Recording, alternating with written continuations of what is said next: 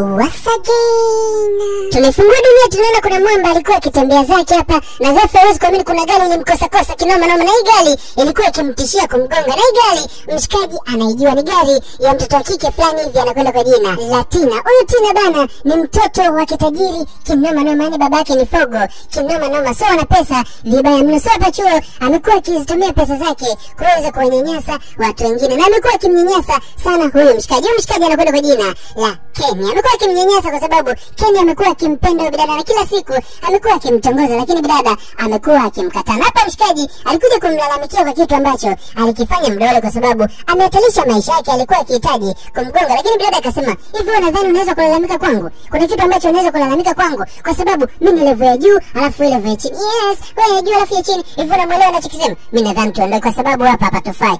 Msikilize rafiki yako mtokeni hapa kwa sababu mnanuka tuani maskini. Huwa wananuka kweli. Basi wakawa wanacheka Palomba akasema, "Twenzao." Mshikaji kabidi ajichenge na rafiki kwa sababu hizi ni madharau. Bana wakati mwingine tunamwona bidada Tina na alikuwa na mdogo wake hapa. Huyu mdogo wake anakwenda kwa jina la Angel na muda si mrefu mdingi akatimba wakamkumbatia pale, basi mdingi akakaa. Huyu ndo babake na akina Tina na mdogo wake na Tina akawa anasema, "Kweli dada amepata mchumba huko chuoni." Na kila siku anaongea kwenye simu, "Ni kweli Tina mwanangu na mchumba?" "Hapana dadi, mimi hata sina mchumba, ila kuna mtu tu ananisumbuaga huko chuo." "Kuna mtu anakusumbua?" "Hapana dadi, yani wewe achana naye, hakuna haja ya kumfanya jambo lolote." Ni kwamba mdingi huyu anawapenda sana mabinti zake kinoma na manana wadekeza balabala. Sasa mtoto wa kike hapa alikuwa akimwambia mdingi kwamba kuna mtu anamsumbua chuo na mdingi alitaka alifanyie kazi, lakini bidada akaamua kulipotezeni, akaamua kupiga chini. Na mdingi amekuja hapa kuwatembelea mabinti zake kwa sababu hiyo biashara zake zimekuwa ni za nje ya nchi, Marekani, China, Ethiopia, Canada. So hapa amekuja kuwatembelea mabinti zake na alitaka tukujua wanahitaji nini, wanataka nini ili mradi hawezi kuwapatia, na akawaambia kwamba kwenye akaunti zenu tayari nimeshawekea pesa. Sasa binti walikuwa na furaha kinoma noma baada ya mdingi kuambia kesha wawekea pesa kwenye akaunti zao, na hakuwa na muda mwingi wa kuweza kutulia hapa. Mdingi akawa anajichenga pale. Mabinti ni furaha kwa sababu babao anawapenda kinoma noma. Wakati mwingine tunamwona bidada alikuwa amepoa zake hapa na muda si mrefu mshikaji ambaye anakwenda kwa jina la Kenya akawa anatimba. Kama nilivyokuambia ni kwamba Kenya anampenda huyo bidada balabala, na alimfuata na akamwambia, "Mambo vipi Tina? Nini ambacho nakitaka?" "Hivi mbona kinyang'anizi hivi? Unaambiwa kitu usikia usio? Wewe sio level yangu, wewe ni maskini tu. Jitazame. Yaani huna hata hadhi ya kunisalimia." "Hapana, nilikuwa naomba tuongee kidogo." "Hapana, sasa nikaongea na maskini." Alafu dada akaendelea busy na simu yake. Mshikaji akajichenga pale. Wakati mwingine bidada alikuwa na mdogo wake hapo anaandaa sosi, ghafla simu ikaita. Kupokea, huwezi kuamini kwamba taarifa iliyopo ni kwamba babake kapata ajali na kafa hapo. Huwezi kuamini kwamba bidada pale nguvu zilisha na ujasiri ulimtoka. Alijikuta anaanza kulia, yani alijikuta anaanza kushusha machozi. Basi bana, siku ile ndio ilikuwa siku ya msiba na kilikuwa ni kilio cha kusaga meno kwa sababu hao watoto wa kike wamemzoea babao na walibakiwa na babao tu, kwani mamao alishakufa kitambo sana. So wamekosa wazazi wote wawili, walikuwa wakilia kinoma na maana. Siku ile huwezi kuamini kwamba kuna mwanasheria kutoka benki alikuja mpaka nyumbani kwa, basi alimletea juisi hapa, na huwezi kuamini ni kwamba mwanasheria kitu ambacho kimemleta ni kwamba huyu mdingi ambaye ni baba yake na hao mabinti ni kwamba kuna pesa ambayo alikuwa amekopa kutoka benki, na hiyo pesa aliandikisha vitu vyote ambavyo wamebaki navyo hao watoto wa kike, hususan nyumba, magari. So huwezi kuamini kwamba meneja kafika hapa kwa sababu ya kuchukua kila kitu ambacho kiliandikishwa kwenye ule mkataba ambao yule mzee alikuwa amesema. Mabinti walibaki wakijiuliza na ni kitu ambacho hawakutegemea kama kingeweza kutokea. Badala ya majonzi wakajikuta wanapokea taarifa mpya ambayo ilikuwa ni taarifa ya kusikitisha. Na huwezi kuamini ni kwamba sio kwamba wana muda wa kupoteza, ni kwamba wakae wiki au mwezi au mwaka. Huwezi kuamini kwamba wana masaa 24 tu inatakiwa wachomoke kwenye hii nyumba. Alikuwa akijiuliza kwamba wanaenda wapi, lakini mwanasheria alizungumza kwamba hana jambo la kuwasaidia kwa sababu kila kitu kipo juu ya sheria. So kila kitu inabidi kifuatwe kisheria. So watoto wa kike inabidi mapema sana, wana masaa 24 waweze kujichenga. Walikuwa wakilia tu kwa sababu hawakuweza kutegemea kama ingekuja kuwa hivi. Na siku ya leo Uwezi kuamini kwamba walikuwa kusanya mabegi yao na kuweza kuondoka. Walitimba mpaka kwa rafiki yake na bidada ambaye anakwenda kwa jina la Ifoma. Huyu Ifoma anasoma pamoja na bidada ambaye anakwenda kwa jina la Tina na ni marafiki wakubwa sana. So alimuondoa hofu na kuweza kumwambia kwamba ataendelea kukaa hapa mpaka mambo yao yatakuja kukaa apecha lolo. Basi mdogo wake na bidada alimshukuru sana dada yake kwa sababu hii nafasi ya pekee wameipata. Endapo asingekuwa na huyu bidada ambaye anakwenda kwa jina la Ifoma, basi wangekuwa na wakati mgumu sana. Huko upande wa mshikaji ambaye anakwenda kwa jina la Kenny, huwezi kuamini kwamba babake katimba kutoka Marekani. Huyo mshikaji babake alikuwa Marekani na ni kwa muda mrefu sana walipotezana. Kwa sasa hivi babake katimba na babake ni tajiri mkubwa kinoma noma. Na alimhakikishia mshikaji kwamba kila kitu kitenda apecha lolo. Yaani mshikaji mambo yake yamekuwa yaendi kwa sababu yeye na babake walikuwa wamepotezana, na kwa sasa hivi babake amerudi kutoka Marekani na akakutana naye mtoto wake. Mshikaji alikuwa ni happy kwa sababu kwa sasa hivi maisha yake yanaenda kubadilika, kwani alikuwa mbali na babake, alikuwa wasiliana na babake, alikuwa hajaonana na babake muda mrefu, na babake alikuwa ameenda zake Marekani kutafuta maisha na kilisha tiki huko. Kwa amerudi hapa ni tajiri kinoma noma. Huko kwa upande wa mtoto wa kike anaingia mwanamkuta rafiki yake anajilemba. Vipi, unaelekea wapi? Rafiki yake anamwambia naelekea kwenye biashara. Dada babake anashangaa, biashara gani? Yaani huwezi kuamini ni kwamba huyu dada ambaye anakwenda kwa jina la Ifoma ni anajiuza, yani anafanya kazi za ukahaba. Ni mdangaji huyo bana. So alikuwa akimwambia rafiki yake kila kitu ambacho anakifanya, na akamwambia kwamba kwenye hii nyumba kila kitu ambacho anakilipa analipa kupitia hiyo kazi, na ameanza kupambana tangu akiwa mtoto mdogo. Amekuwa akijipambania, akijisomesha, akijilipia kodi na vitu kama hivyo kwa sababu amekuwa akiuza mwili wake. Huko kwa bidada Angel, huwezi kuamini kwamba siku leo tumbo lilikuwa likimuma kinoma noma, na Tina katimba hapa. Vipi, shida ni tumbo linaniuma? Yaani tumbo linamuuma kinoma noma. Vipi, linuma sana? Lakini bidada alikuwa akilalamika kwa sababu tumbo linauma mithili ya kufa, ni tumbo linanyonga kinoma noma. Isha kutaga tumbo linakamua, tumbo linakamua na kuvuta vibaya mna. Mtoto kike alikuwa akilia. So bidada alichokifanya akaona huyu atatufia huko ndani. Alichokifanya ikabidi ndiye akamwita rafiki yake wampeleke hospitali. Baada ya kuweza kumpeleka hospitali, huwezi kuamini ni kwamba hospitali inahitajika milioni 5. What?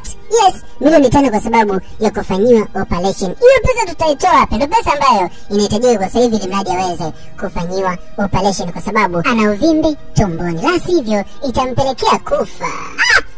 Babake. Huwezi kuamini ni kwamba mtoto kike alikuwa akilia kwa sababu ndo ndugu pekee ambaye amembakiza, ndo ndugu pekee ambaye amembakiza kwenye maisha yake. So dada alikuwa akipiga simu huku na huku, na huwezi kuamini kwamba kila mtu alikuwa akimpotezea, yani kila mtu alikuwa akimpotezea, akiomba msaada kwa ndugu jamaa na marafiki, rafiki wa baba zake, wajomba, baba mdogo, mama mdogo, lakini hakuna mtu ambaye alikuwa akimuelewa. Yani kila mtu alishindwa kumsaidia. Nimeforce kila sehemu, lakini mwisho wa siku nimefeli. Lakini rafiki yake hakuna cha kumsaidia zaidi ya kumkumbatia tu pale na kuweza kumtia moyo kwa sababu hana jambo lingine anaweza kumsaidia. Huko upande wa Kenny, huwezi kuamini kwamba maisha yake yanazidi kuwa safi. Guy, maisha yangu yamebadilika. Ufungu wa gari.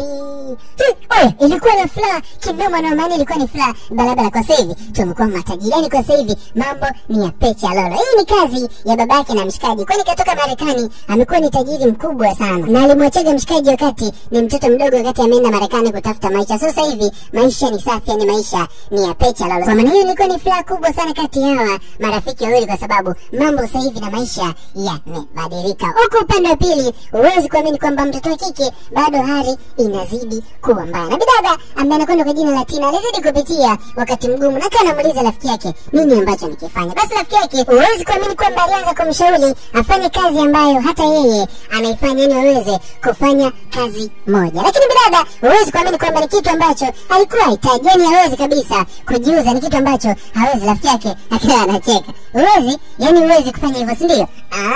Basi hakuna shida, ni ya pecha lolo. Yani unaambiwa hivi, ukiongea na mwizi na wewe utakuwa mwizi, ukiongea na kahaba na wewe utakuwa kahaba. Unadhani ukiongea na mwizi alafu ukawa na shida na pesa, unadhani mwizi atakushauri nini zaidi ya kushauri ukaibe? Na bidada alimwangalia mdogo wake akasema hivi, mdogo wangu wewe, niko tayari kufanya lolote kwa ajili yako. Siwezi nikakuacha ukateketea mbele ya macho yangu. Na huwezi kuamini, mapema kabisa kisita hivi cha usiku, Wamba wakaingia kazini. Mtoto wa kike ilikuwa ndo mara yake ya kwanza, kwa kuna namna alikuwa akiogopa.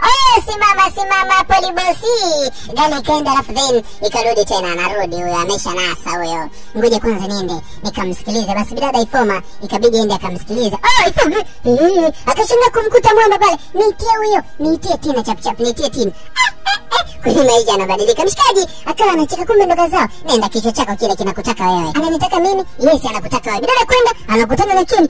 Keni, Tina. Bidada alitoka mbio, ni Keni. Sawa, ni Keni lakini si ndo kichwa, nenda kule. Wewe njoo hapa Tina, njoo. Nakutaka wewe mtoto wa kike, njoo. Nenda bana, si kichwa wewe unataka pesa. Nenda bana, ndo kichwa chenyewe hicho. Kwa niende, ni Keni, ndio. Ya, njoo.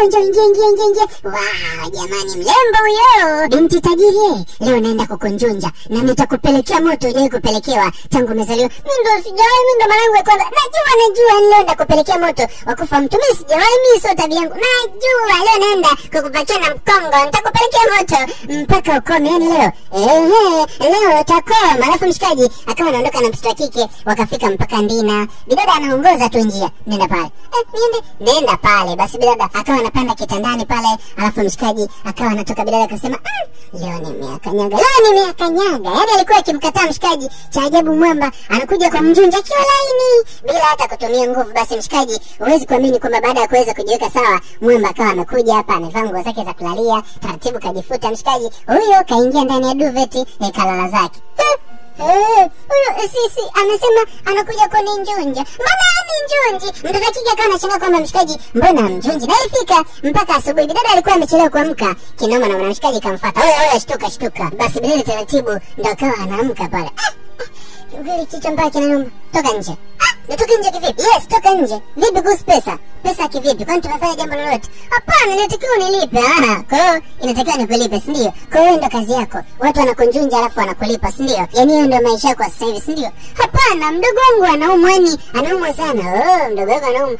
Yes, na kiukweli babangu amefariki. Kwa babangu tangu amefariki, kila kitu kumbe kilikuwa chini ya madeni ambayo mlingi alikuwa anakopa. Ni vizuri. Basi toka nje, kwa sababu mimi na wewe hakuna biashara yoyote ambayo tumeweza kuifanya, kwa sababu sija kunjunja. Nimekuacha umelala kwenye chumba changu kizuri, kitanda kizuri, full AC, umeenjoy. Kwa natakiwa ujichenge. Lakini bidada, huwezi kuamini kwamba hili jambo kutaka kabisa liweze kutokea, kwa sababu hapa amekuja ni kufanya kazi. Inabidi aanze kumplease mshikaji, na akamwelezea kila kitu ambacho kimetokea kwenye familia yake, na akamwambia situation nzima kuhusiana na jambo ambalo anaanza kulifanya. Sababu yake ni kwamba mdogo wake yuko hospitali na inahitajika pesa nyingi sana kuweza kuhakikisha kwamba mdogo wake anaweza kufanyiwa matibabu, yani operation. Huwezi kuamini ni kwamba mshikaji alikuwa na roho ya huruma kinoma, na alikubali kabisa kumsaidia mtoto kike. Basi mtoto kike akasema nashukuru, so bure. Yani siwezi nikakusaidia free. Nikikusaidia inatakiwa uje ufanye kazi kwenye nyumba yangu bila mshahara wowote. Lakini bila hilo unadhani alijali? Hiyo flash kikubwa tu mdogo wake apone. Na mshikaji alichokifanya, huwezi kuamini kwamba pale alimtumia mtoto wa kike kiasi cha pesa cha kuweza kuhakikisha kwamba kinaenda kumsaidia mtoto wa kike kule hospitali, mradi aweze kufanyiwa operation na matibabu yaweze kukamilika ili aweze kupona. Basi bana, baada ya mshikaji kuweza kutoa msaada, huwezi kuamini mtoto wa kike aliweza kufanyiwa operation, na siku leo ndo alikuwa akiruhusiwa kurudi zake maskani. Na dada kama ilivyo kawaida, yeye ndo dada mkubwa bwana, kazi yake kubwa ilikuwa ni kuhakikisha kwamba anamtekea mdogo wake ambaye anakwenda kwa jina la Angel, yani Angela. Na dada alikuwa amekaa zake hapa, kaanza kumtia moyo mdogo wake, na asijali kila kitu kitakuwa apecha lolote. Na dada alikuwa ameshaamua kufanya lolote kwa kuweza kumsaidia mdogo wake, lakini imekuja kuwa kama msaada, kwa sababu mshikaji kampa sharti dogo tu kwamba inatakiwa awe mfanyakazi wake wa ndani, na atafanya kazi kwa muda usiojulikana, na mshikaji atakuwa hamlipi kitu chochote. Na mdogo wake huwezi kuamini kwamba alikuwa akilia, kwa sababu anajua amemtia mzigo mkubwa sana dada yake. Yani kwenye maisha yake amekuwa ni mzigo mkubwa sana kwa dada yake, lakini dada yake alikuwa akimtia moyo kwamba kila kitu mbona ni apecha lolo mdogo wangu, so usijali. Kwa sasa hivi mimi na wewe tumebaki wawili tu, sisi kama sisi inabidi kulindana. So dada alikuwa akizungumza maneno mazito na maneno magumu ambayo alikuwa akimfanya mdogo mtu yani alikuwa akilia, kwa sababu anajiona kabisa yeye ni mzigo kwa ndugu yake. Huko kwa bidada, huwezi kuamini kwamba hajui kupika. So kitu ambacho alikuwa akifanya, anaangalia online YouTube watu wanapika vipi, alafu then na yeye anapika, anaangalia mafunzo kutoka YouTube. Na baada ya hapo chakula kikaletwa mpaka mezani, na mshikaji ikabidi aanze kukionja aone mtoto anajua kupika ama la ni fundi ama hakuna kitu. Mshikaji kwanza, huwezi kuamini kwamba hakuna kazi kabisa mtoto kike kupika. Juu nini hiki? Nimepika. Ya nini ambacho umekipika? Unaona umepika hapa, si ndio? Unaona kuna chochote umepika? Yes, mama alikuwa anapika hata YouTube hivyo. Umechukua YouTube. Kweli wewe fala kabisa. Ni mshikaji alimwona bidada ana akili hata kidogo, sababu umri wote huo hajui kupika. Eti kupika mpaka angalia YouTube. Kwa kila kitu mpaka angalia YouTube. Asa chukua chakula chako nenda kale wewe mwenyewe. Tuzi kula chakula cha design hii. Mwanamke mzima una miaka zaidi ya 20 na unapika chakula kama hicho. Amna, mimi si nimeangalia YouTube. Niache bana, ngoja ninywe zangu maji kwa sababu hichi chakula kiukweli kitanitoa leo. Bidada amejaza machumvi na pilipili, sijui manini. Yaani hakuna kitu ambacho anakijua kukipika. Mtoto wa kike wakati mwingine alikuwa akifanya zake usafi hapa na mshikaji akawa ametoka. Oh, mtoto mzuri, naona upo kwenye usafi. Yes, nipo kwenye usafi. Unahitaji maji? Bidada ikawa anapokea. Tulia nikufungulia. Unajua mimi nakujali. Achukua maji. Bidada anachukua, mshikaji kaanza kumwaga. Alafu alichokifanya akayanywa yale maji taratibu kabisa. Bidada akabaki anashangaa. Basi fanya usafi. Nini ambacho unanifanyia jamani Keni? Mshikaji anamfanyia makusudi kwa sababu huyu mtoto wa kike alikuwa akimdharau barabara. So mshikaji analipiza kisasi kwa design katoka na matambi, anapasua, anamwaga. Ni kumwaga tu. Jamani usimwage. Kama mvua jamani. Talalalalala. Enjoy, fanya usafi. Nina kazi bana, kwa hizi kazi zote ni majukumu yake. Wakati mwingine bidada kaleta msosi hapa, kaupika vyema kabisa. Na mshikaji akawa anaangalia, siku leo nimepika vizuri, siku leo nimepika mimi mwenyewe kabisa. Una hakika umpika mwenyewe? Yes, nimepika mimi mwenyewe, sijaangalia YouTube wala wapi. Una hakika umpika chakula kizuri? Bidada akamhakikishia kwamba amepika chakula kizuri. Mshikaji akasema hakuna shida, ngoja ni try nione kama chakula ni bora. Basi mwamba taratibu akawa anachota chakula pale kwenye kijiko, kuonja pale akaona bidada anatabasamu kwa sababu anajua msosi uko wapeje, kwa sababu leo katumia ufundi wa hali ya juu. Ni mzuri mshikaji akasema sasa yule ni msosi ni mtamu kweli. Alafu inaonekana uje uonje.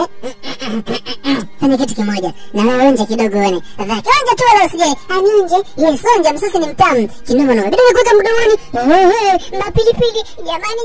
Yaani bidada huwezi kuamini kwamba pilipili kazidisha kinoma noma. Unaona ni mtamu. Hapana sana kweli, naomba niseme wewe mwanamke hujui kupika. Yaani wewe hujui kupika hata kidogo, hamna kazi kabisa. So mshikaji alidhihirisha kabisa kwamba mtoto wa kike hajui kupika. Naomba nisamee, haiwezi kujirudia tena. Basi dada akawa anajinga yeye mwenyewe aliyepika, anaona chakula ni kibovu. Je, mshikaji itakuwaje? Wakati mwingine wakati wanatoka chuo bidada akamfuata mshikaji, nilikuwa naomba unipe lift kwenye gari yako. Yaani wewe upande kwenye gari yangu. Yes, nipande kwenye gari yako kwa sababu ni mbali.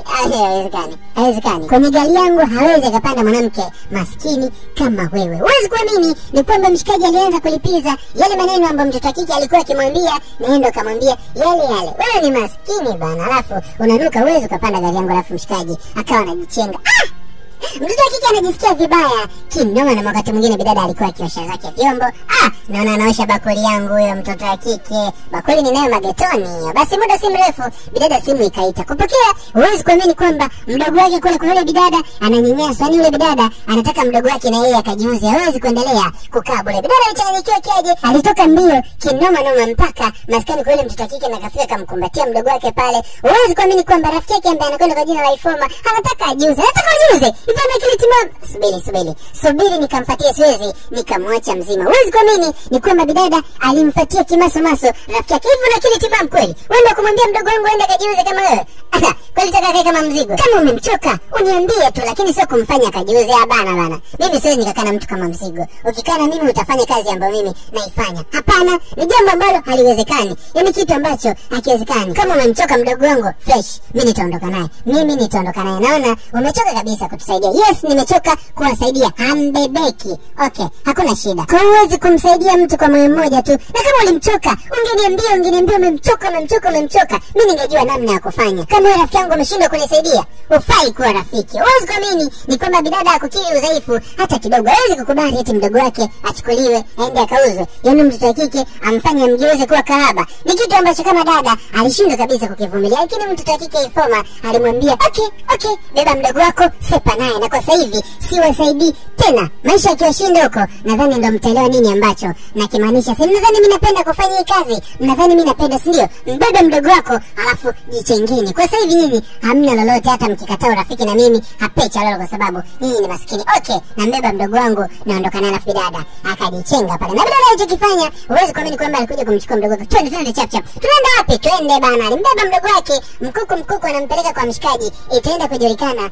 mbele ya safari. Kufika kwa mshikaji, unadhani mshikaji anaelewa? Yaani kamsaidia mtoto wa kike na yeye anaenda kubeba mdogo wake. Tokeni nje. tokeni nje. Yani bebeni kila kilicho cha kwenu, tokeni nje. Unasemaje? Nimesema hivi, tokeni nje. Yani nimekusaidia wewe, nimesaidia mdogo wako apone. Naona umefanya kwamba hapa kwangu ndio kwenu, si ndio? Tokeni nje. Bidada hawezi kuamini kwamba kuamini. Hapana Kenny, usinifanyie hivyo. Sina sehemu ya kwenda zaidi hapa. Yani kwenye maisha yangu yote unaponiona hapa, tumaini langu ni wewe. Ifoma alikuwa anamfanya mdogo wangu wema. Laya, na ndio maana alinifanya hata mimi nikaenda kufanya kile kitu cha siku. Lakini mimi sipendi, naomba unisamehe. Na mdogo wake alikuwa akimsaidia, naomba umsamehe dada. Dada alipiga mpaka magoti kwamba naomba umsamehe dadangu. Na dada alizungumza maneno ya uchungu kinoma noma. Mimi sikupanga babangu afe. Ni babangu angekuwa mzima, mimi na mdogo wangu tusingekusumbua hivi. Na hakuna shida, kwa kuwa umesema tuondoke. Okay, tutaondoka.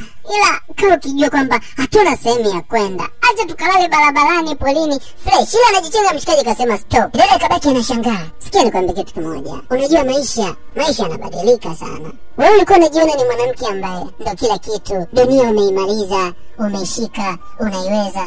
Lakini ukasahau kwamba kwenye hii dunia kuna Mungu ambaye anatupa riziki sisi sote. Akikupa wewe basi ujue kaninyima mimi, na kama ameninyima mimi haimaanishi kwamba hawezi kunipa. Inamaanisha kwamba leo ndio wakati wako wewe, alafu kesho ndio itakuwa wakati wangu mimi. Kwa ukiona kuna mtu amenyimwa alafu wewe umepewa, usidhani kwamba haji kupewa alafu wewe tukanyimwa kwa wakati mwingine. Amini kwamba kama leo umepewa, basi ujue na kesho mwingine atapewa alafu wewe utanyimwa. Bebeni mizigo yenu alafu nenda kwenye chumba cha wageni.